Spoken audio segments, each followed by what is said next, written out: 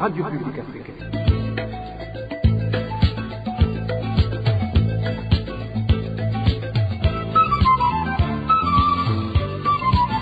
Radio Publique Africaine.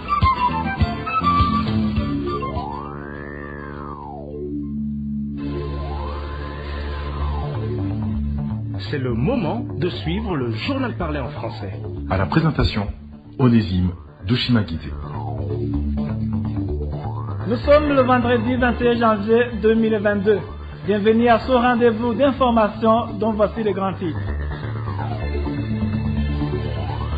Deux personnes ont été tuées ces 2 derniers jours, l'une en commune Itaba de la province Gitega et l'autre en commune Mutimbuzi de la province Bujumbura.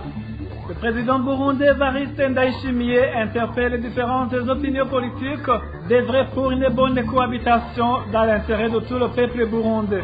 Monseigneur Simon Hamana, l'archevêque de Gitega, estime quant à lui que les mots plaçant Dieu en premier lieu souvent prononcés par les membres du parti CNDD-FDD contrastent avec les crimes commis par eux et dont sont victimes certains Burundais. C'était ce jeudi au chef-lieu de la province Gitega lors d'une messe d'ouverture de la croisade organisée par le parti au pouvoir. Au sommaire également, certains citoyens qui cherchent le document de voyage à la part dénoncent la lenteur dans l'obtention de ces documents et le favoritisme qui caractérise certains policiers qui devraient établir l'ordre dans cette activité. Voilà pour le sommaire. Ouvrons cette édition sur la page sécurité. Encore sans vie d'un policier a été découvert le matin de ce jeudi sur la colline Kibogoye, commune Itaba de la province Gitega. Nos sources sur place indiquent que la victime a été tuée à coups de machette au niveau de la tête. Les détails avec Inès Gakiz. Pierre Minani, sous-officier de la police chargé de la logistique du commissariat de la commune Itaba en province de Gitega, a été retrouvé mort. Son corps a été découvert ce jeudi. Les témoins qui ont vu le corps parlent des traces de coups sur la tête couvertes de sang. Il a été frappé à l'aide d'une machette, poursuivent les mêmes sources, par des individus non identifiés qui lui ont tendu une embuscade sur son chemin de retour à son domicile. Ses bourreaux ont également pris sa moto. Des membres proches de la famille soupçonnent des commerçants dont les marchandises frauduleuses avaient été saisies par le policier tué d'être derrière ce crime. 5 personnes ont été arrêtées par la police pour des raisons d'enquête. Nous n'avons pas pu joindre Domitien Nyandwi, administrateur de la commune Itaba, pour plus d'éclaircissements. Et pour rappel, toujours dans la province d'Itega, il y a moins d'un mois qu'un autre policier du nom de Léopold Niungeko, surnommé Gasongo, en garde à la Copec Bugendana, a été trouvé mort dans un village de la commune Bugendana. Des sources proches de Bugendana disent qu'il a été tué étranglé par des individus également non identifiés. Merci à toi Inès Gakiza. Toujours en page de sécurité, une autre personne a été tuée par étranglement ce mercredi par les jeunes Imbonerakure sur la colline 15 de la zone Maramvia, commune Mutimbuzi de la province Bujumbura. Les habitants de cette zone indiquent que la victime était un maçon et qu'elle a été tuée sur ordre du chef des Imbonerakure sur cette colline.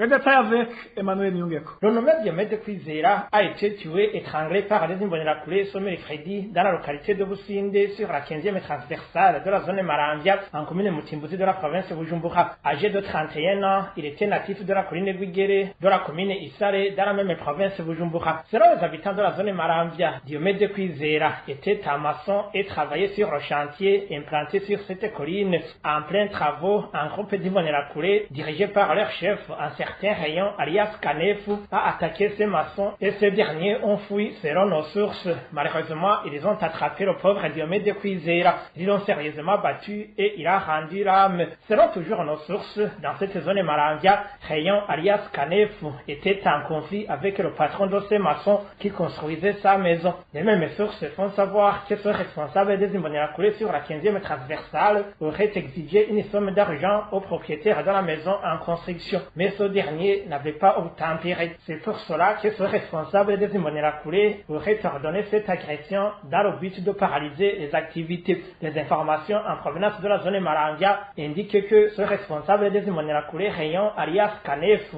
a été arrêté ce vendredi et il est pour le moment détenu au cachot de la zone Maramvia. Merci à toi Emmanuel Nyungeko. Après cette petite transition, nous parlons politique.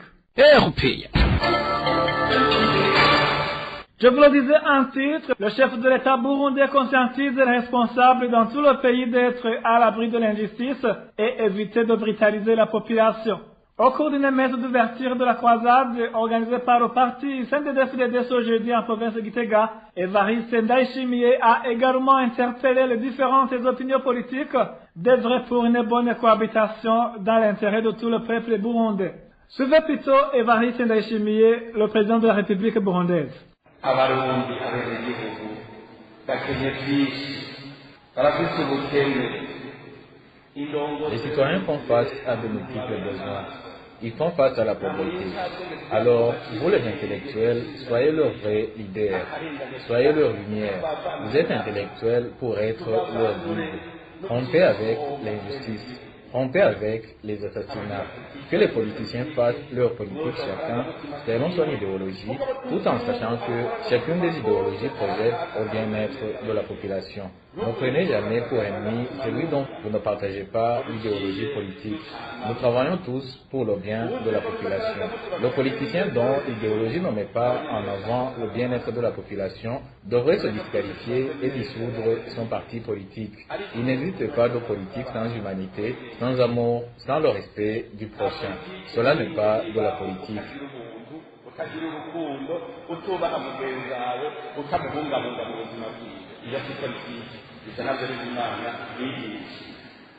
Le président Évariste Ndayishimiye demande aussi aux confessions religieuses d'être de bons conseillers pour dénoncer objectivement toute irrégularité.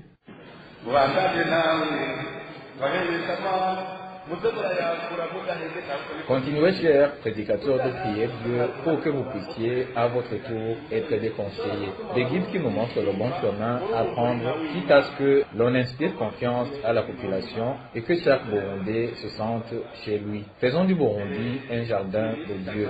N'ayez donc pas à nous conseiller constamment sans résultat. Et d'ailleurs, pendant ces 3 jours, il est prévu des prédications, surtout pour les dirigeants. Il y a une chose que j'aime. J'aime quelqu'un qui me fait un clin d'œil, qu'il n'y ait personne qui vienne pour nous chérir. Montre-nous plutôt ce qui ne va pas et proposez-nous la voie de sortie. Que les prédicateurs qui seront en face des responsables n'aient pas peur de pointer du doigt là où ils auraient diagnostiqué une maladie. On a besoin de connaître de quelle maladie l'on souffre pour guérir. Au cas contraire, l'on continuera à se taper la poitrine comme quoi l'on est fort alors qu'il n'en est rien. Alors vous, les prédicateurs, n'ayez pas peur de dire la vérité. Vous pourriez peut-être sauver quelques-uns parmi les responsables qui y auront participé. Si par exemple vous pourriez guérir 10 responsables par jour, ce serait mieux. Ils pourraient à leur tour sauver d'innombrables personnes.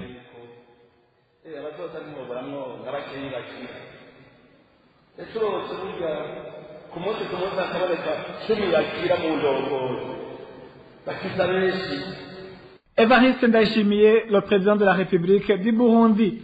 Les mots plaçant Dieu en premier lieu, souvent prononcés par les membres du parti au pouvoir, contrastent avec les crimes commis par eux et dont sont victimes certains Burundais. Propos de Monseigneur Simon Hamana, archevêque du diocèse de Gitega, dans son hommélie au cours de ce trimestre qui a précédé la croisade du parti CNDD-FDD. Monseigneur Simon Hamana a conseillé aux autorités du pays de se montrer impartiales en punissant exemplairement certains membres de ce parti accusés de délits pouvant freiner le développement du pays.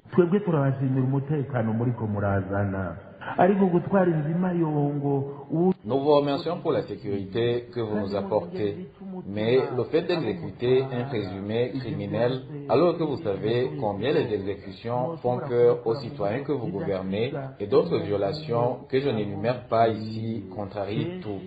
C'est donc vous devriez faire, vous êtes capable de le faire sous une autre forme pour ne pas attirer la malédiction partout où vous passez. En maintes reprises, nous vous entendons dire que vous avez mis Dieu avant tout. Forcez-vous donc dans cette croyance pour qu'elle vous éclaircisse dans vos discussions avec Dieu et avec tous vos frères. C'est de cette façon que vous gagnerez en travaillant pour nous, sans nous demander des pots de vin, sans écarter ou exclure certains, en partageant équitablement tous les postes de responsabilité disponibles. C'est à vous que le Christ a donné le pouvoir de veiller sur nous, vos jeunes frères qui vivent dans le chômage. Certes, je comprends parfaitement que le gouvernement ne peut pas donner du travail à tous. mais il peut aider ces jeunes à essayer de créer du travail dans un monde de vérité et de justice, et ce, dans la transparence. Essayer de nous faire parvenir à la paix et atteindre les activités de développement personnel de nous amener le développement. Et celui qui n'acceptera pas de vous obéir, que vous le punissiez et que nous aussi les citoyens, nous le punissions. Mais le problème est que vous le faites en passant par un de vos militants de votre parti. Vous le faites en faisant adhérer de force les citoyens dans votre parti politique.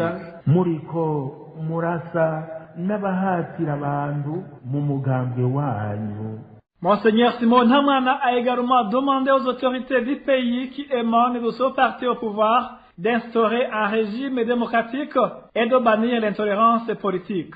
Suivez encore une fois Monseigneur Simon Ntamwana.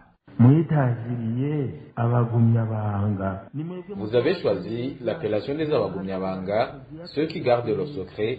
C'est donc vous que le Christ a envoyé sur le sol burundais actuellement. C'est vous qui devrez apporter le bien qui consolerait tous nos larmes. À la place du Christ, protégez-nous tous, sans distinction aucune, car le favoritisme n'a pas de place.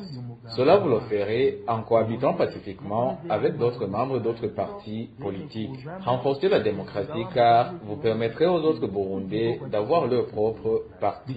Vous l'avez vu dans le passé, un parti unique qui monopolise tout avec de la dictature met toujours le pays dans une situation chaotique. Et ses adhérents se disent qu'il faut se la couler douce car ils sont protégés. Je vous le demande parce que les années que je viens de passer en vie, j'ai vu combien les gens se sont trompés et où ça nous a amenés. Le Christ lui-même nous demande d'être de vrais chrétiens. Vous êtes invités à être de vrais chrétiens. Ne refusons pas donc au Saint-Esprit de nous guider. Chers concitoyens, comme vous êtes des Abagumyabanga, comment est-ce que cette appellation aura du sens alors que vous n'appliquez pas en politique le secret du respect envers Dieu, même si je sais que c'est difficilement réalisable? Je souhaite que vous soyez unis pour que les Burundais ne se posent pas de questions quand l'un dit ceci et l'autre dit cela. Soyez unis dans votre parti politique.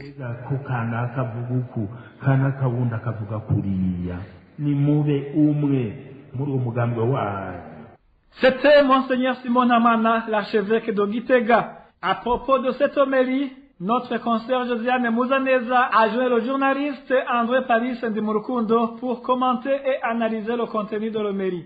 Suivez plutôt leur entretien. Journaliste Ndimurukundo, bonjour. Bonjour.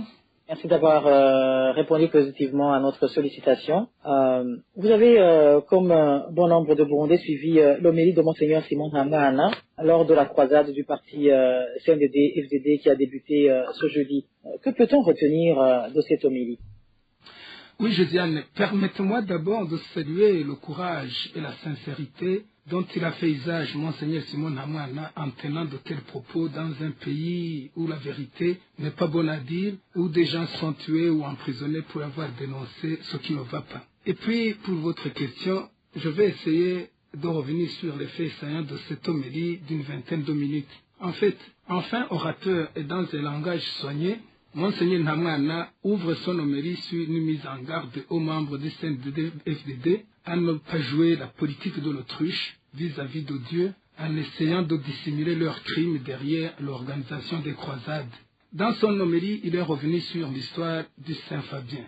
Et des gens peuvent se demander pourquoi. Ici, je pense que Monseigneur Simon Ntamwana s'adresse aux ténors du CNDD-FDD et des militaires ici de ce parti qui ne ménagent aucun effort pour phagocyter toute personne ou tout effort qui se manifeste pour œuvrer pour l'intérêt supérieur de la nation ou encore qui tenterait d'assassiner une telle personne parce que les intérêts de cet ténor seraient mis en danger ou perdus. Il le dit parce qu'il le sait très bien que de tels agissements existent aujourd'hui au Burundi.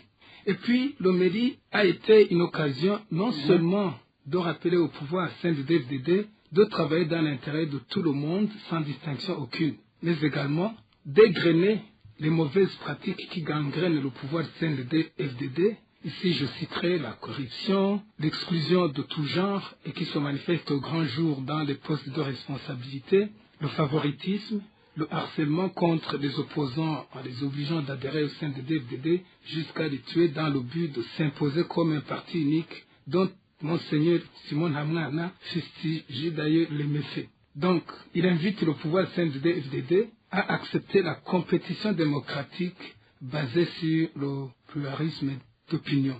Et pour clore son homélie, j'ai retenu que Monseigneur Hamwana interpelle plutôt le régime CNDD-FDD à s'attaquer aux grands défis de l'heure, à savoir le chômage, la pauvreté, la paix sociale, l'instauration d'une véritable démocratie et la réconciliation nationale pour penser les plaies héritées du passé douloureux burundais. Sans être exhaustif, Josiane, je pense que c'était cela la crème de son homélie. Oui. Est-ce que, compte tenu de la situation actuelle au Burundi et de la posture de certaines personnalités justement qui sont indexées, à votre avis, est-ce que ces conseils de Monseigneur Nhamwana seront-ils suivis? Et aussi, pourquoi a-t-il tenu de tels propos justement dans cette croisade du parti CNDD-FDD? Bon, Josiane, je vais tenter de vous répondre en commençant par la dernière question. Pourquoi dans une croisade et actuellement? Une croisade d'abord. Je dois signaler ici que les hommes d'église savent saisir des opportunités qui s'offrent à eux pour s'adresser à leur cible, ici les membres du CNDD-FDD, en exprimant surtout les mots qui rongent la société. La croisade du parti CNDD-FDD est donc une opportunité pour que Monseigneur Simon Hamwana s'adresse aux responsables et aux grands ténors de ce parti. Par exemple, vous avez entendu qu'il s'est adressé aux militaires et policiers de ce parti. Ensuite, pourquoi actuellement? Actuellement, parce que le Burundi traverse en ce moment une crise caractérisée par des violations massives des droits de l'homme, la pauvreté, le chômage, la corruption, des divisions politiques et ethniques avec des élans de vengeance. C'était donc, encore une fois, une opportunité offerte à ce prélat de revenir sur ces crimes et mauvaises pratiques dont le régime CNDD-FDD et ses dirigeants sont responsables, tout en leur rappelant le rôle qu'ils doivent jouer pour les bannir à jamais. Et puis, vous dites, ces conseils seront-ils suivis? Je le pense peu ou prou, sans dont je suis sûr, il existe des membres du CNDD-FDD qui ont de l'estime en Monseigneur Simon Hamwana, tout comme il existe d'autres qui ne digèrent pas ses propos pour préserver leurs intérêts. Et d'après une certaine opinion, Monseigneur Simon Hamwana serait parmi les conseillers spéciaux du président Évariste Ndayishimiye. Par ailleurs, certains discours d'Évariste Ndayishimiye reflèteraient le conseil de cet homme d'église. Je parle ici quand Évariste Ndayishimiye annonce souvent ses intentions de s'attaquer aux grands défis, mais qui restent 20 mots. Je pense que c'est pourquoi Monseigneur Simon Hamwana a fait allusion d'ailleurs aux hauts gradés qui, selon une certaine opinion, s'opposent souvent et farouchement à la traduction en acte des intentions de Ndayishimiye. Alors, à ceci, j'ajouterai que Monseigneur Simon Hamwana n'est pas n'importe qui. Est-ce que vous pensez que le fait que le numéro 1 Burundi est très attaché à Monseigneur Simon Hamwana, ou du moins qui suit ses conseils, est-ce que vous pensez que ces conseils de Monseigneur vont être suivis pour autant? Bon, je l'ai dit que je le crois peu ou prou. Mais ici, je dois ajouter, Josiane, que Monseigneur Simon Hamwana n'est pas n'importe qui sur la scène politique burundaise. Il a eu et a toujours une ascendance sur les partis politiques à majorité autour depuis la création du Frodebou jusqu'à son petit-fils, le CNDD-FDD. Donc, je dirais que ces conseils seront suivis par certains membres du CNDD-FDD parce que tous n'ont pas les mêmes intérêts. Et puis, seulement, de mon point de vue, je conseillerais aux membres du CNDD-FDD de ne pas négliger les conseils de Simon Hamwana et plutôt de s'abstenir d'envoyer en prison ou à la mort toute personne qui leur dit la vérité. En fait, permettez-moi, Josiane, de saisir cette occasion aussi de remercier le Desmond Tutu burundais qui a pris le courage en main pour dénoncer les crimes du CNDD-FDD actuellement au Burundi. Oui, merci beaucoup, Monsieur André Palis Ndimurukundo, pour votre analyse. Merci beaucoup, je vous remercie. Demander des contributions énormes à certains fonctionnaires de l'État, selon le poste de chacun pour les prières organisées par le parti au pouvoir, pourrait inciter ceux qui n'ont pas ces contributions au détournement des fonds de l'État. Propos du vice-président de la coalition CEFOR Arusha. Jean Bosco Wigemera ajoute que l'organisation de cette prière de 3 jours va à l'encontre de la constitution burundaise. Pire encore, les œuvres des autorités burundaises s'inscrivent dans le sens opposé de ces prières devenues monnaie courante.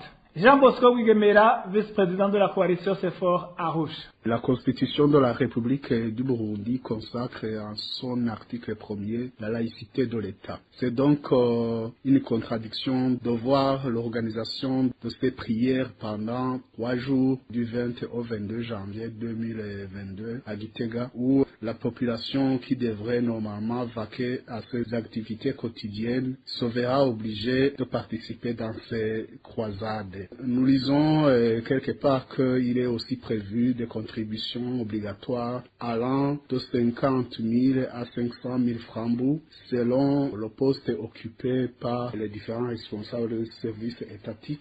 Alors ici, on peut se poser la question, est-ce que ce n'est pas une incitation à détourner l'argent des caisses de l'État, puisque les différents responsables, si une fois ils ne se trouvent pas à mesure de libérer les contributions déjà arrêtées, ils courent le risque d'être limogés. C'est aussi une façon normalement d'inciter la population à la paresse qui devrait normalement vaquer à les activités économiques quotidiennes. Les différents responsables de l'État à tous les niveaux devraient normalement prêcher par l'exemple, puisqu'il est dit que c'est l'État travailleur, donc il devrait prêcher par l'exemple en travaillant et en incitant les différents chefs de service et la population à vaquer normalement aux activités économique pour voir comment sortir de la pauvreté qui est grandissante. Je pourrais aussi ajouter que ces croisades organisées, c'est une contradiction avec ce qu'ils disent, puisque normalement les actes devraient se joindre à la parole. Or, ce que nous observons dans la vie quotidienne de tous les jours, c'est le contraire de ce que devrait se dire dans les prières. C'est une bonne chose de prier, mais prier est une chose, mais se soucier du bien-être de la population, ça devrait être une conséquence. Or, ce n'est pas le cas. C'était Jean Bosco Wigemera, vice-président de la coalition CEFOR Arusha. Il est incompréhensible que toutes les institutions de l'État soient contraintes de prendre part à des croisades, étant donné que cette activité ne relève pas de leur mission.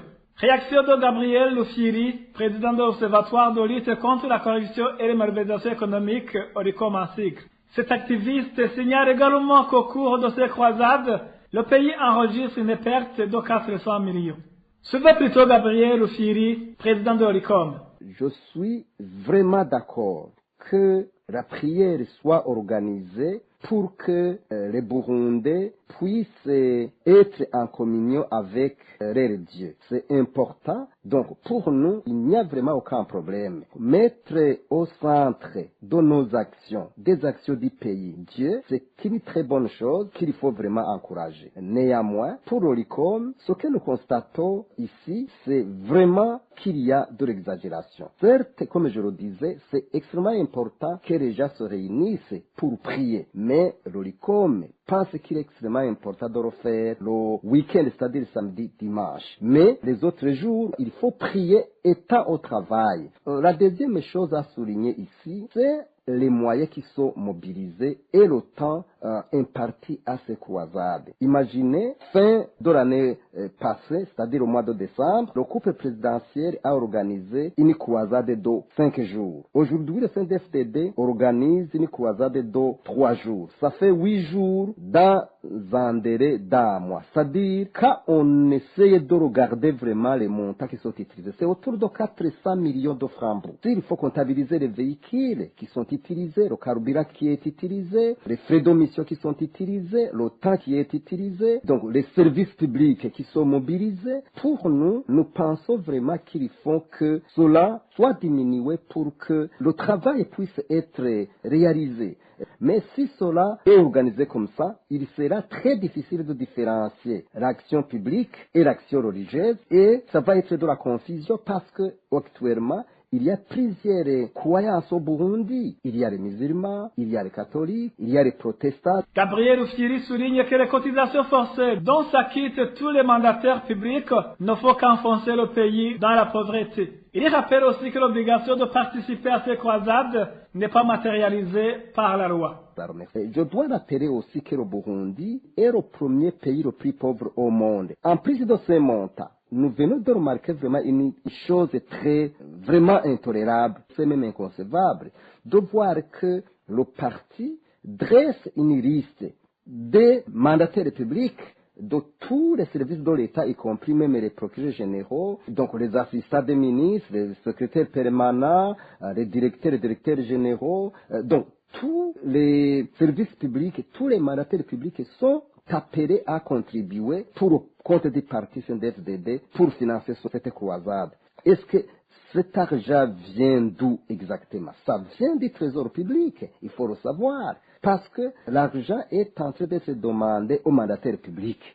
Et les mandataires publics tirent leur argent au service de l'État. Dernière chose à souligner, c'est que, comme je le disais, nous sommes d'accord que les croisades et la prière soient organisées, mais il faut que ça soit organisé dans les week-ends, mais aussi à titre privé. Sinon, il faut une loi qui régisse cela pour que cela soit organisé en conformité avec la loi. Gabriel Rufyiri réagit par rapport à la croisade organisée par le parti au pouvoir, le CNDD-FDD, et qui a débuté ce jeudi en province de Gitega.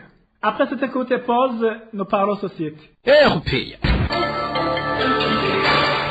Des lamentations au sein des citoyens qui cherchent des documents de voyage à la PAF suite au temps qu'ils passent à attendre ces documents. Pire encore, selon ces citoyens, les policiers qui devraient établir l'ordre dans l'obtention de ces documents sont les premiers à user du favoritisme. Le détail avec Eric Nyonzima. Les personnes qui se rendent à la police de l'air, des frontières et des étrangers à la recherche des passeports et des laissez-passer indiquent qu'ils y passent plus de 7 heures par jour à attendre qu'on leur donne un office et les formulaires à remplir. Les demandeurs de ces documents accusent la police qui y œuvre d'être à l'origine du désordre qui domine à cet endroit, y compris la lenteur. Des agents de cette police mettent en avant le favoritisme et la corruption au lieu de faire régner l'ordre dans l'accueil des nécessités, surtout par ordre d'arrivée, témoigne ce citoyen. Nous accusons la police de favoritisme. Imaginez-vous quelqu'un qui se réveille au petit matin pour arriver à la PAF vers 4 ou 5 heures pour maximiser la chance d'être reçu et qui se voit dépassé par une personne qui s'est pointée à 8 ou à 9 heures juste parce qu'elle a donné un pot de vin aux policiers. Tout cela ne fait que retarder ceux qui sont arrivés à temps. Pire encore, il arrive qu'on soit là à 4 heures et que les bureaux ferment sans qu'on ait été reçu. C'est vraiment très grave. Encore plus, nombreux des demandeurs de ces documents proviennent des provinces de l'intérieur du pays, mais qui sont contraints à attendre longtemps et sans espoir de l'évolution de leur dossier. La plupart des personnes qui cherchent ces documents viennent de l'intérieur du pays. Ils sont pour la plupart de Makamba, Rumongue et Changuzo. Et 60% d'entre eux sont ceux qui cherchent des laissez-passer. Ils se lamentent beaucoup du temps qu'ils y passent.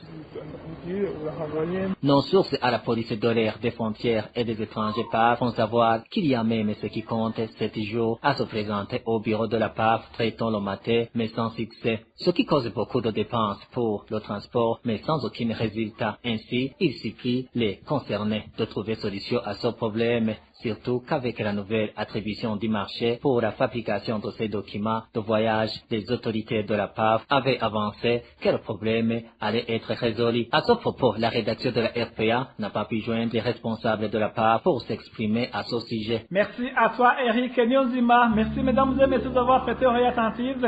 Et ainsi s'achève cette édition. À la présentation, c'était Onésime de Chimagit.